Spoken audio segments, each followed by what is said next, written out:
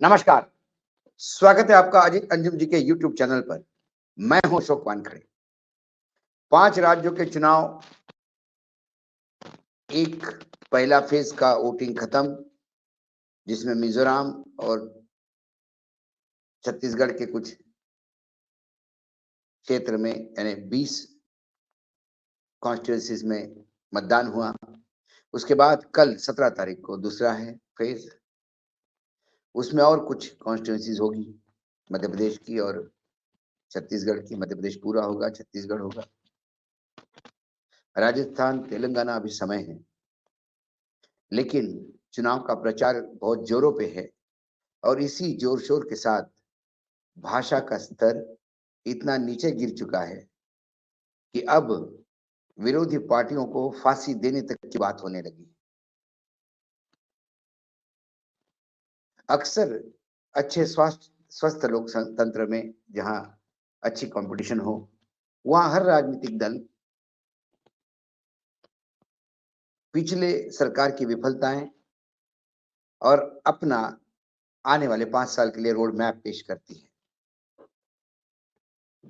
लेकिन चुनाव जीतने की लालसा इतनी बड़ी है और शत्रुत्व, ये सिर्फ वैचारिक मतभेद नहीं या भिन्नता नहीं, मनभेद होने लगे हैं। और प्रधानमंत्री नरेंद्र मोदी जी ने मारवाड़ के बायतू में रैली को संबोधित करते हुए ये कहा कि जैसे आप किसी को फांसी देते हो, उस अनुभूति से कमल के बटन पे जोर से दबाना और कमल को विजयी करना, कांग्रेस को फांसी देने की बात हो रही है। इतने इस तरह का वक्तव्य शायद पहले कभी दिखाई नहीं दिया, लेकिन मोदी जी के साथ ये नई बात नहीं है। जब वो गुजरात का चुनाव लड़ रहे थे तीसरी बार मुख्यमंत्री पद के लिए, तब भी 50 करोड़ की गर्लफ्रेंड और इलाज का खर्चा, ऐसे निम्न स्तरीय इशू पे उन्होंने सभाओं में तालियां जरूर ली थी। लेकिन आज तक लोग उनको उसके लिए हमेशा दोषी ठहराते हैं कि ये बहुत ही स्तरहीन बात थी। बार बार मोदी जी महिलाओं को एड्रेस करते हुए दिखाई दिए। उनके 45 मिनट के भाषण में 30 मिनट मात्र माँ, बहन, बेटी, मैं आपका बेटा हूं, मैं आपका भाई हूं, इससे में चला गया। बार बार वो कह रहे थे कि कांग्रेस भ्रष्टाचारी है, इनके लॉकर खुलने का डर है, इसलिए मेरा विरोध करते हैं। वो ये कह रहे थे कि जिसने जितना लूटा सब वापस करना होगा, जेल जाना होगा। लेकिन फिर प्रधानमंत्री जी के इस वक्तव्य पे कितने लोग विश्वास रखेंगे, ये भी देखना है। क्योंकि हेमंत विश्व शर्मा पे आसाम में इसी भाजपा ने 1 महीने तक विधानसभा सत्र नहीं चलने दिया और लगातार भ्रष्टाचार के आरोप लगाए। उनके ऊपर कई जांच एजेंसियां की जांच चल रही थी। फिर वो बीजेपी ज्वाइन करते हैं, वो पाक साफ हो जाते हैं, आज मुख्यमंत्री हैं।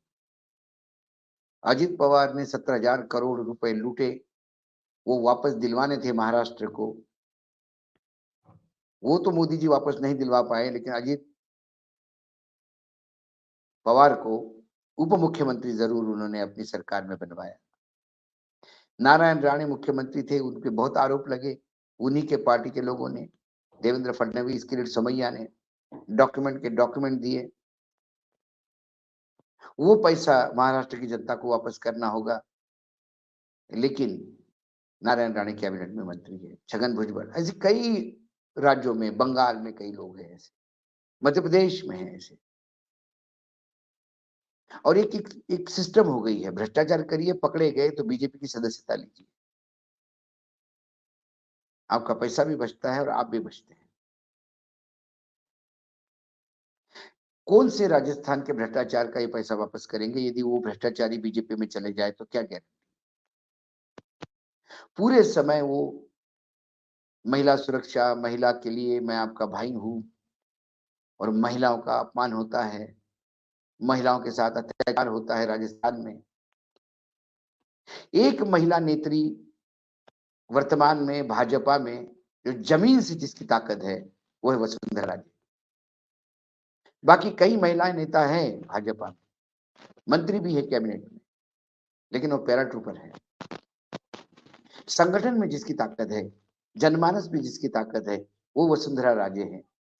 उसे पल पल पूरे 5 साल तक अपमानित इसी भाजपा ने किया। उन्हें स्टेज पे बिठा के बोलने तक नहीं दिया। इन्हीं नरेंद्र मोदी जी के स्टेज पे जब वसुंधरा राजे, जो राजस्थान की अपनी महारानी है, वहां की बहू है, मध्य प्रदेश की बेटी है,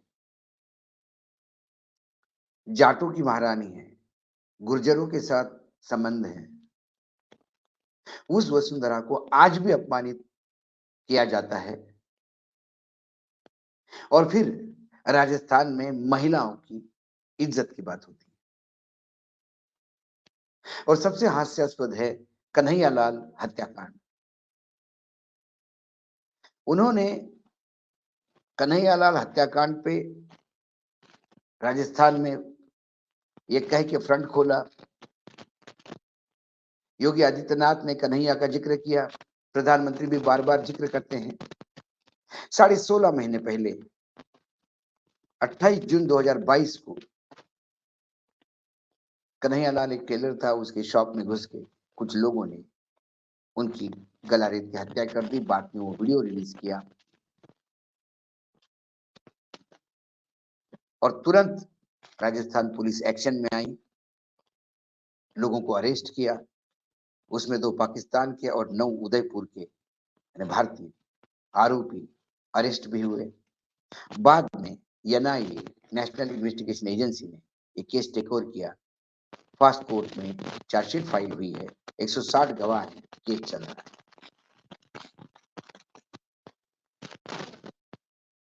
और प्रधानमंत्री कहते हैं कि कन्हैयालाल का हत्याकांड के लिए कांग्रेस सरकार जिम्मेदार है। उससे ज्यादा घिनौने हत्याकांड दिल्ली में भी हुए, जहां दिल्ली पुलिस जिम्मेदार हो सकती है। उत्तर प्रदेश, गुजरात इन हत्याकांडों से अछूता नहीं है। लेकिन जब प्रधानमंत्री जी ने यह कहा कि कन्हैया के हत्या के लिए कांग्रेस की सरकार जिम्मेदार है, तो कांग्रेसियों ने कन्हैया के हत्या में जो लिप्त अभियुक्त है उनके बीजेपी के साथ कैसे संबंध है, ये फोटोग्राफ रिलीज कर ये बीजेपी का काम है ये बताने का प्रयास किया। लेकिन इसके बीच में कन्हैया का परिवार का क्या कहता है, क्योंकि कन्हैया अब एक राजनीतिक हथियार हो गया है। कन्हैया की मृत्यु हर राजनीतिक दल भुनाने का प्रयास कर रहा है, खासकर भाजपा। और ऐसे में कन्हैया की पत्नी जसोदा, कन्हैया का एक बेटा यश, दूसरा बेटा तरुण, ये इस बात से दुखी है कि राजनीतिक दल उनके पिता की हत्या को राजनीतिक हथियार बना रहे हैं। वो स्वयं मीडिया के पास आके कहते हैं कि हमारे पिताजी का नाम उछलने की कोई जरूरत नहीं, उनकी हत्या हो चुकी है, ये वास्तविकता है। अब इसका न्याय हमें चाहिए, हत्यारों को फांसी होनी चाहिए। वो फास्ट ट्रैक कोर्ट में सरकार क्यों नहीं कर पा रही है, ये सवाल है। परिवार इसलिए बहुत दुखी है कि नेशनल इन्वेस्टिगेशन एजेंसी जो केंद्र सरकार के अधीन है, उन्होंने चार्जशीट नहीं, एफआईआर की कॉपी तक, चार्जशीट की कॉपी तक उन्हें मुहैया नहीं करवाई, ये बोलकर कि ये गोपनीय दस्तावेज है। यदि चार्जशीट फाइल हुई है तो उसकी कॉपी हमें क्यों नहीं मिल रही है, ये सवाल है। क्या उसमें कुछ लोगों को लिपापोती करके बचाने का प्रयास हो रहा है, ये आरोप परिवार की तरफ से। राजस्थान सरकार ने तो तुरंत इस हत्याकांड के बाद अशोक गहलोत वहां खुद पहुंच गए। उन्होंने परिवार के दोनों बेटों को सरकारी नौकरी दी और पूरी सरकारी सुरक्षा के तहत तो नौकरी पे जाते आते हैं। उनका जो बेटा यश है, उसने कसम खाई है जब तक मेरे पिताजी के हत्यारों को सजा नहीं होती तब तक वो पैर पैर चलेंगे, मतलब बिना चप्पल के चलेंगे और बाल नहीं कटवाएंगे। और वो अपने बात पर अडिग है। कन्हैया, जिसका परिवार स्वयं ये कहता है कि राजनीति से हमारे पिता की हत्या को दूर रखा जाए,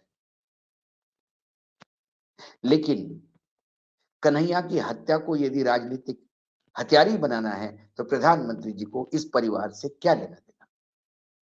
यदि इनके हत्यारे बीजेपी के है, ये बात करके कांग्रेस अपना दामन छुड़ाना चाहती है, तो उनको इस परिवार से क्या लेना देना।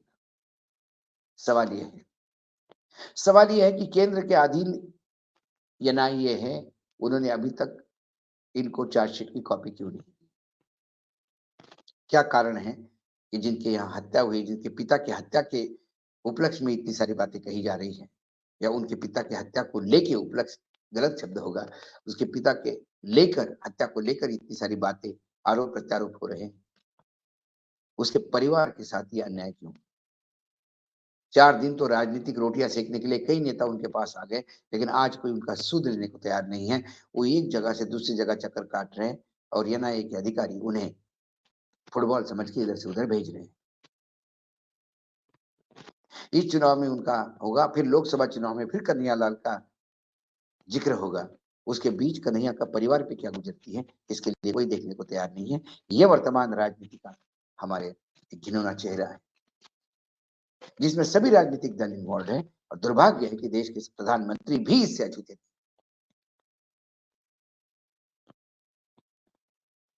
महाराष्ट्र में दिशा सलवनिया का हत्याकांड हुआ, मतलब आत्महत्या हत्या जो भी कहें। पुलिस कहती है कि वो ऊपर से गिर गई, एक्सीडेंट था। उसके होने वाले पति, वो जो लोग फ्लैट में थे उस समय, वो कहते हैं कि वो ऊपर से गिर गई थी, नशे में थी। उसका परिवार, माँ बाप दोनों हाथ जोड़ के वृद्ध अवस्था में, जवान बेटी खोने का डर अलग, दुख अलग, पहाड़ दुख का उनके ऊपर गिर गया, और वो हाथ जोड़ के विनती कर रहे हैं कि कृपा करके राजनीति से मेरी बेटी की मृत्यु को अलग रखिए। और भाजपा लगातार दिशा के साथ बलात्कार हुआ है, उसके साथ व्यभिचार हुआ है, और ये व्यभिचार ठाकरे परिवार के किसी सदस्य ने किया, ये आरोप अभी भी लगा रहे हैं। आखिर में उसके पिता ने कोर्ट में अर्जी लगाकर इन नेता के मुंह पे ताला लगाने की बात कही है, क्योंकि राजनीति में सत्ता पाने का लालसा इतनी ज्यादा नेताओं में बढ़ चुकी है कि वो किसी भी स्तर पे उतर आते हैं। किसी को बदनाम करने के लिए किसी परिवार को भी इसकी आंच आ रही होगी तो उसे कोई फर्क नहीं पड़ता। कन्हैयालाल का परिवार क्या कर कह रहा है, उसको किसी से कोई लेना देना नहीं, ना प्रधानमंत्री को, ना अशोक गहलोत को, ना किसी को। अशोक गहलोत ने अपनी ड्यूटी पूरी की, 2 लोगों को सरकारी नौकरी देकर, उसके परिवार को आर्थिक सहायता देकर पूरी कर दी। और प्रधानमंत्री अब कन्हैयालाल के हत्याकांड को बार बार दोहराकर इससे हिंदू मुसलमान करने का प्रयास कर रहे हैं, क्योंकि मारने वाले दोनों पाकिस्तानी मुस्लिम थे, युवक थे। क्या ये एक अच्छी परंपरा है लोकतंत्र में? सवाल ये है। जब कोई भी राजनीतिक दल का नेता दूसरे नेता पे आरोप लगाता है तो उसे एक बार अपने पीछे झांक के जरूर अपने अतीत में देखना होगा, क्योंकि उसके यहाँ भी उसने उससे भी ज्यादा घिनौना काम किया होता है। लेकिन बिल्किस बानो की बेटी को पटक पटक के उसकी हत्या, छोटी बेटी की 4 साल की, उस माँ के सामने की जाती है। उस बिल्किस बानो के सगे संबंधियों की हत्या 7 लोगों की उसके सामने गला रेत के की जाती है। उसके बाद उस जो प्रेग्नेंट है महिला बिल्किस, उसके ऊपर सामूहिक व्यभिचार किया जाता है। अभियुक्तों को जेल होती है, लेकिन अच्छे चाल चलन के चक्कर में उन्हें छोड़ा जाता है। सर्वोच्च न्यायालय में केस पेंडिंग है कि इनको क्यों छोड़ा गया। सवाल छोड़ने का नहीं, उनको छोड़ने के बाद उनका नागरिक सम्मान किया जाता है, इन्हीं नेताओं द्वारा जो नेता महिलाओं की सुरक्षा और महिलाओं की